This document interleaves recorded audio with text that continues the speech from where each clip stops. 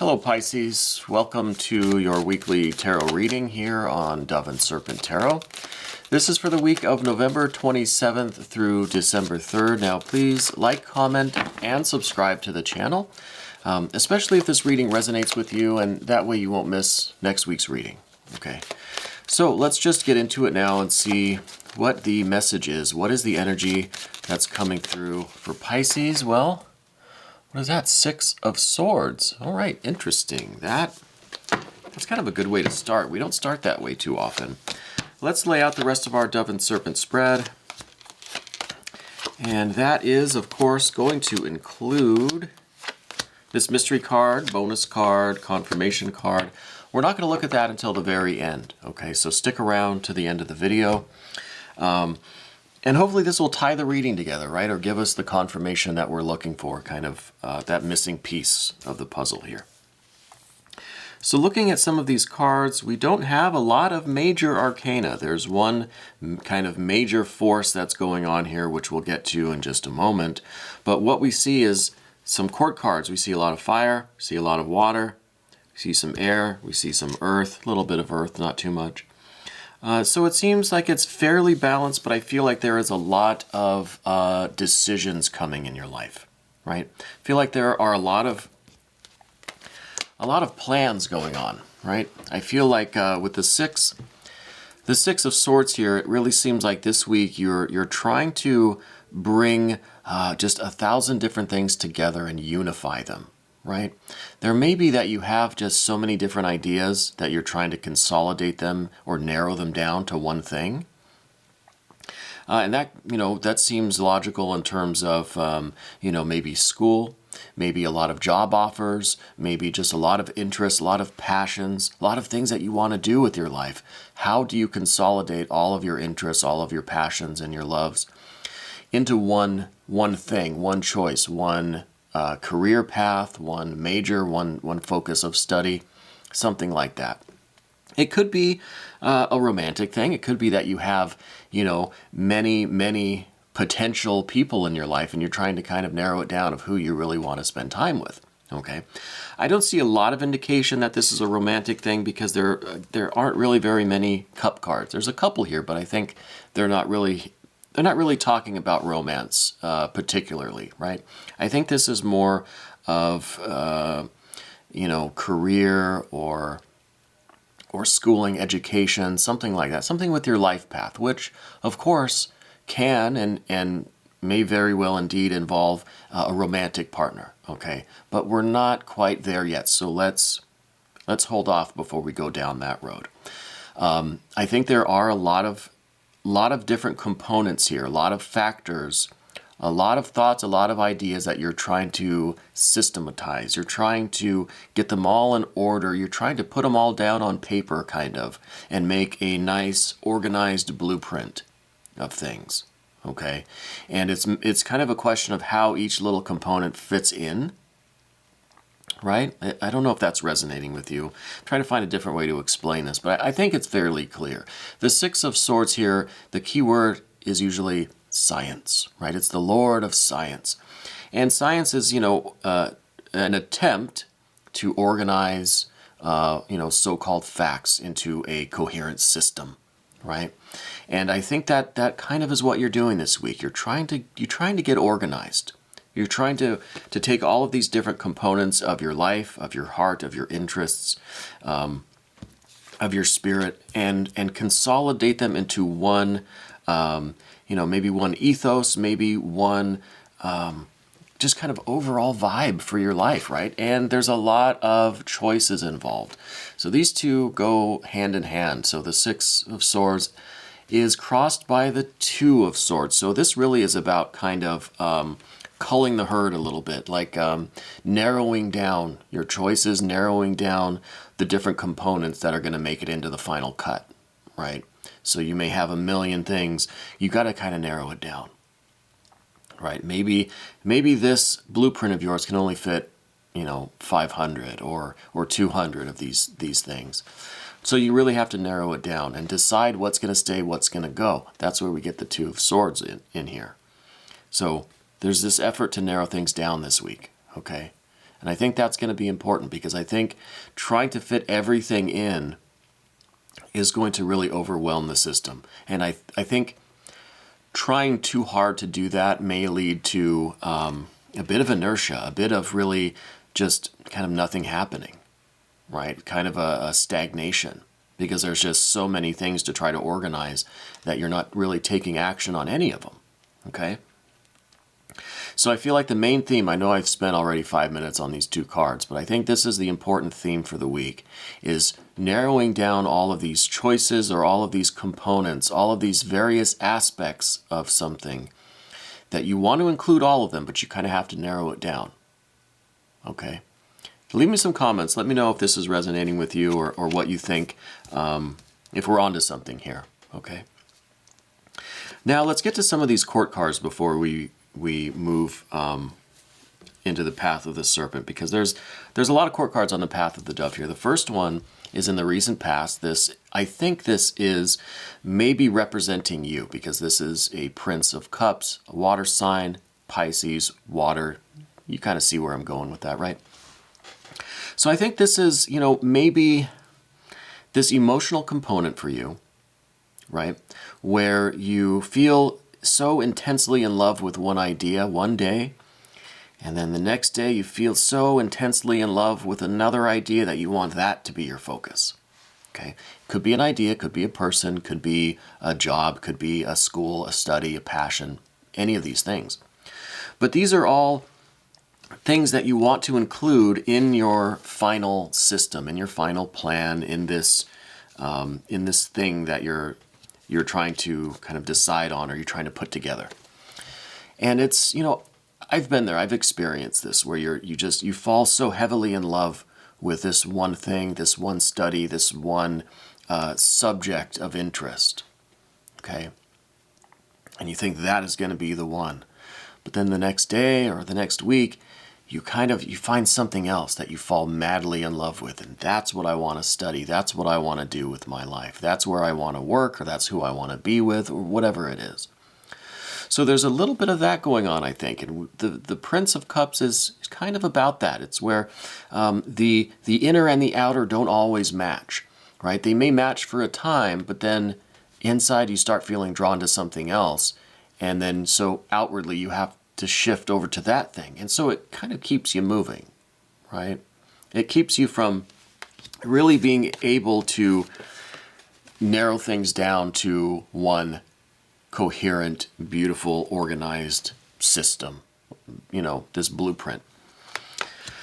So I think that was the recent past, or that's kind of, what's brought you here today, is this kind of inability to really narrow things down, or to choose kind of one main focus, right? And now we see some of these fire cards. There's some fire above and below us. So the fire above us is another Prince of Wands. This is, I think there's another person involved here. And we see fire also beneath us with the Queen of Wands. Or maybe we'll just do these together, because I think it's the same person. I think this is someone who, may be a fire sign person. Okay, I say this all the time. They may be a fire sign person, but I don't think that matters. I think what the key information here is that they are this kind of complementary nature to yours, right? Because if you're Pisces, water sign, they maybe are a fire sign, but there's the idea here of this kind of complementary nature, like this yin and yang kind of thing. This fire, water, right? Which seem like opposites, but in some ways, I don't really believe in opposites. That sounds weird, but I think that they're more complementary energies rather than opposite energies. Okay, and so I think this is another person in your life, or this is that ideal person, or ideal subject, or this is that one passionate thing that subject that you really want to be obsessed with. That is the perfect match for you. That is the perfect complement to your nature, okay?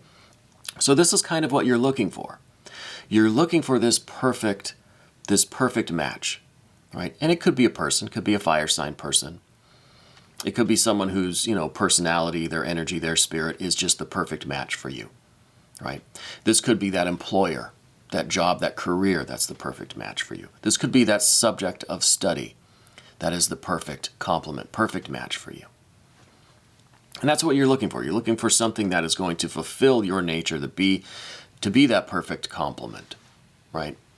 And we see this above and below you because we see that it's the highest ideal, it's what you're aspiring to, but then it's also kind of what is going on underneath the surface. It's kind of an unconscious tendency that maybe is trying to seek out the most intense subject that we can find. Not necessarily the one that's going to be like consciously searching for that perfect match for that ideal, right? That's above us. That is the aspiration. We're looking for that perfect match, the perfect complement, right? But underneath the surface, you're in a subconscious kind of way, you're being driven to seek out that which excites you the most, that which has the most fiery energy, the most like passion, the most excitement and enthusiasm. And I think that you're reaching that, and see how we have that fire water kind of juxtaposition now, this this perfect match or this complementary energy. But it's not really what we're aspiring to on this level. This is kind of an inferior form of that, where you seek out this very intense thing, and then it loses its intensity, and then you've got to go and seek out another one. And then you just kind of keep going in this circle where you're finding one of these fiery elements that, is a match for you, right?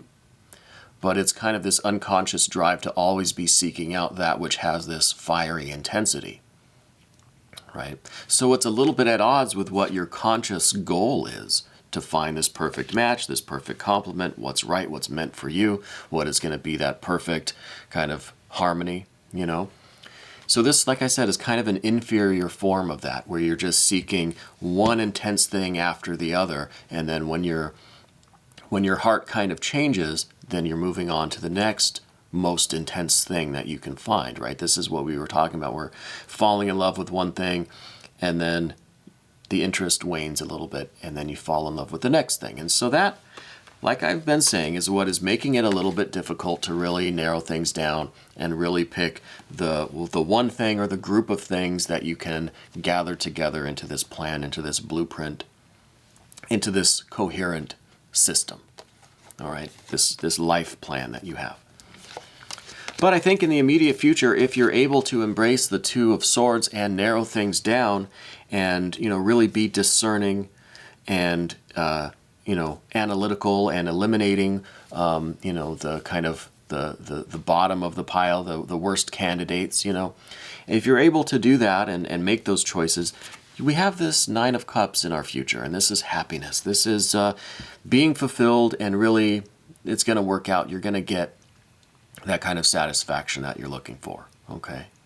And the nine of Cups is really about the pursuit of happiness, right? Going after what is making us happy. And it's that journey, it's that seeking, that striving, and, that receiving and that gaining, right? Because the cups are a passive energy, a magnetic energy.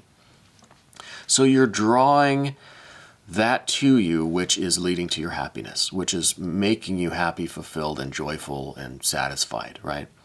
And I think this is all coming out of the path of the dove here. This is, this understanding this energy and really putting these swords to good use is going to lead you directly to this feeling of happiness and joy and satisfaction.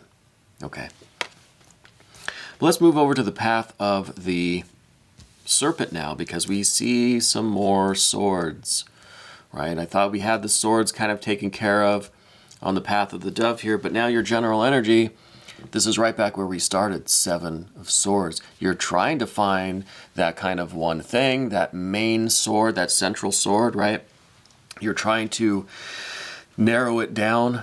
You're trying to create this coherent and just beautiful, organized, harmonious life, this system, this blueprint, by narrowing down the things that, okay, that I know is not going to be the top candidate, right? So you're starting to narrow things down. But there are so many things day to day, moment to moment, that are catching your eye, that are catching your interest, right? The Seven of Swords here, you're trying to stay focused, you're trying to narrow it down and just find that one thing, commit to that one subject or whatever it is, or that group of subjects, But there's just so many other things out there for you to just enjoy, for you to love, for you to experience, that it's really distracting, it's really difficult. And I see that, and I've been there. And the Seven of Swords is the perfect symbol of that. You're trying to stay on the straight and narrow. You're trying to just focus and commit. But there's just so much else out there that's distracting you. And you're being kind of, you're being tempted. You're being, they're trying to lead you away from your central focus, your central goal, okay? But that's the general energy with you right now, is that you're still experiencing many different things, so that maybe you can start to narrow things down. But in order to narrow things down, maybe you do have to go through this, Maybe you do have to kind of test the waters with a million different things to see what you like, see what you want, to see what you don't like, what you don't want, right? And that hopefully will go right along with this Two of Swords, and you'll be able to, rather than just be completely, dispersed and distracted by all of these other things, experiencing these other things will allow you to focus. Do you know what I mean? I hope that's making sense. A lot of swords here. Kind of, it's getting all over the place. What we see in the position of your relationships, right? How you are relating to these other things is a Nine of Wands, strength. External, internal harmony, beauty, inner resolve. A real strength and confidence because you are fulfilling your inner nature. And also, I should note that this card really is about finding that complementary energy, because it's the sun and the moon. This is, those two, not opposites. I don't like to say polar opposites, but these two complementary energies, right? And that's how you know that you're on the right track, right? Is because you're going to have this resolve. You're going to have this just inner certainty. There's going to be no doubt. When you find it, you'll know, because it's going to be connecting your internal and external, your head and your heart, right? Your soul and your spirit are going to be in that harmony, and there's going to be no mistaking it, okay? And that is going to be the nature of your relationship. When you finally get this kind of thing systematized, when you get it organized and it starts to really buzz and sing and resonate with that harmony, you're going to know, you're going to feel it, okay? And that's going to be the nature of the relationship with that experience. Is going to be that kind of inner certainty, that buzz, that resonance, that harmony. All right. And now the next card that we see is very interesting and very revealing. This is in the position of your fears, worries, some concerns that you may have. And we've got the Death card. Okay, we've got the Death card. So it seems to me like what is part of the problem here really is you're feeling like every time you go through this whole situation, really, you just find yourself starting over. Every time you kind of make this shift, or you find something else, or you begin something new, it feels like you're kind of starting over from scratch. It feels like all the work that you've already done is kind of meaningless, and you have to start over. You have to start from scratch. You're starting from ground zero, right? It's like everything is just, you've got to wipe the slate clean and start over again. And I think that's kind of your fear of like maybe committing to one thing and doing so much work with this one, with this central sword. By narrowing all of these things down and creating this kind of organized system and this like commitment to this one subject, person, place, thing, interest, passion, hobby, that you run the risk of putting in a lot of effort, a lot of time, a lot of growth into this thing. And then what if your interest shifts again and the whole thing is just dead and you've got to start over, right? So this is kind of it's that fear of this continued cycle of building something up and then having to start over because it wasn't the right thing. Okay, so this is part of that. This is that cycle that we've pretty much already been talking about. But I think this is a really big concern for you, that you don't want to be on this cycle of kind of birth and growth and nurturing, and then having to just wipe it down and start again, right? But I think that's where this experience will come into play, this kind of certainty, like when you find it, you'll know it kind of thing. You'll have that inner resolve. You'll have that just buzz and that resonance and that harmony. And you'll know when you're on that right track. So, it's not death that's so scary, it's the fear of death, right? That's so troublesome. It's not death itself, it's just our experience of it, right? It's our fear of it, and maybe the suffering and the pain that goes with it, right? And I think that is something for you to kind of just accept and move on from, because if you really want to get this choice made, well, this fear is always going to be there. I think whenever you make a commitment, there's going to be that risk that you've made the wrong choice, and that could all be destroyed, and you're going to have to start over. I think that's true in any aspect of life, right? Anytime we make a decision, there's always at least a small percentage of a chance that we didn't make the right decision and that we're going to have to fix it later. Okay. But I think if you listen to your gut and you wait for this harmony and this resonance, this inner resolve, I think you'll minimize the risk of having to start again. And then finally, on this path of the serpent, we see this Knight of Discs. And I think this is representing you in this kind of more committed stage, right? I think this is you maturing a little bit and having, just kind of slowing down a little bit maybe, right? Where you're trying one more narrow path and you're going to see how it goes. You're going to put in the work on that. And yeah, it could just kind of go to shit and you're going to have to wipe the slate clean and start over, right? Could be. It could happen. But you're going to have this confidence, this calm, kind of tranquil energy. You're going to put the work in and see where it goes, see what you can accomplish with it, right? So this is a little bit of that maturity and just kind of trying things, but not in this kind of hectic, uncontrolled, just kind of at the whim of your desires kind of thing. This is a more intentional, more practical, more organized and systematic work that you're doing, okay? Kind of trying one thing, seeing where it goes.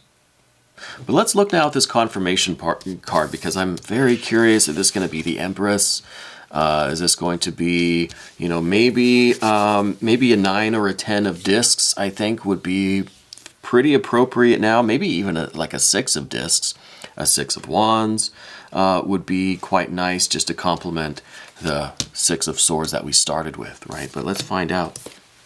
Wow, this is the 11th mystery of the tarot, and this is the Lust or Strength card. And I think this is, what it really is telling me is that it's you getting control over this fiery stuff that we were talking about.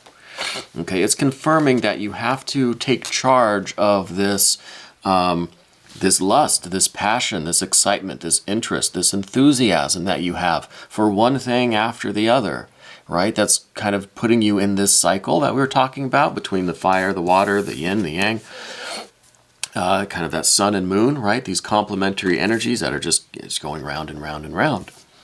You've got to get control over that. And however that looks, whatever that is going to entail, I think this is a way for you to evoke and channel and harness that passion and enthusiasm enough where you can commit to something and see it through a little ways at least to see if it has that resonance and that harmony with you. And that's kind of what this Knight of Discs is all about, right? Just committing to something, seeing it through a little bit and giving it a chance. But to do that, in order to do that Knight of Discs work, you've got to control this kind of wild passion and lust and desire that you have, right?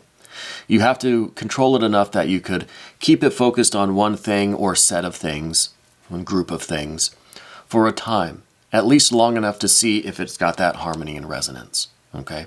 So this really is a good confirmation. I think this is important because, that cycle that we saw with that fire and that water, just going round and round and round, there wasn't a lot of practical advice on kind of how to get out of that cycle, right? And again, I kind of feel that in my own life where I get so passionately interested in one study, one subject, but only for a few days, and then I'm like, oh God, I want to go study this now. I have that same kind of lust and passion about something else now, and so nothing really gets accomplished. Okay, that's one of my many, many flaws. But I think, I think it's a matter of harnessing that excitement, that enthusiasm, and keeping it focused somehow on that one subject long enough to see how it truly resonates with you. Okay? Now, leave me some comments. Let me know if this is resonating with you. And also, you can become a member to this channel if you want to check out all the extended readings that we do, and we do a lot of them. You can have access to all of those by joining the channel, becoming a member. It's not very expensive at all. I think it's a lot less expensive than some of the other things that are out there. So I encourage you to do that. It really is a good way to support the channel, and I appreciate you all so much. Please like, please comment, please share the video, subscribe if this video resonates with you. This was your weekly tarot reading for the week of November 27th through December 3rd on Dove and Serpent Tarot, and I'll see you next week.